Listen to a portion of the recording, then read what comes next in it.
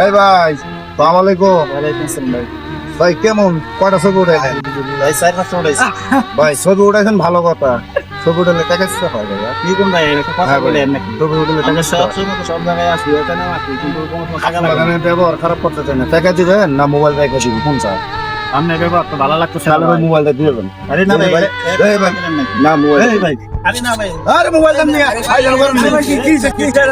ভাই কিছু হয় নাই বুঝছেন, পার্কে এসে ছবি উঠাবার, তো ছবি উঠাবার আছে না, তা আমি কইছি ভাই পার্কে উঠাইলে ছবির টাকা দিতে হবে, ঠিক আছে? এটা আমি বলছি, হ্যাঁ আমারে কইতেছে কি কয় কিসের টাকা? আর না থাকলে আচ্ছা কাকা শুনেন, এখানে ছবি উঠাইলে কি টাকা দিতে হয়? আমরা তো না। কোনো সময় টাকা দিই না। এটা বিষয়টা হলো তারা এটা ডাকে নিছে, তাই কিছু দিতে হয়। হয়তো আপনি নতুন মানুষ আসছেন, লোকজন আসেন নাই, হ্যাঁ।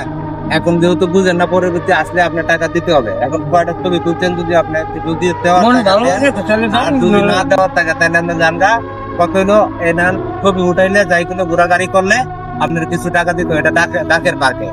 আমরা কালকে তুলছি, কোনো টাকা লাগে না। ওটা টাকা লাগবে কেন? এক একদিন ফ্রি দিতে পারে। কালকের দিন ফ্রি ছিল, আজকে ফ্রি নাই। হয়তো ঈদের দ্বিতীয় দিন ফ্রি দিছে। কারণ আপনাদের সালিসে কি করেন? টাকা দিতে হবে। এটা আপনি যখন আজকে নতুন আসছেন, আপনি হয়তো জানেন না, বিদায় আপনি যেরকম পারেন সমর্থন যা গুলা তা আপনি দেন। আর যদি না দেন তাহলে পরবর্তী সময় আসলে আপনার টাকা দিতে হবে। না ভাই, আমি আজকে টাকা দিতে পারবো। তা আপনার টাকা দিতে আপনি বুঝায় বলবেন তো। আমি তো আর বুঝাই বলছি, কিন্তু আমার সাথে মোবাইল নিতে চলে বা মোবাইল নিতে চাইছিল বা আপনি তেরামি করছেন, এর লেগে নিবা দোষী, আপনি ভালো করে বুঝাই করতেন।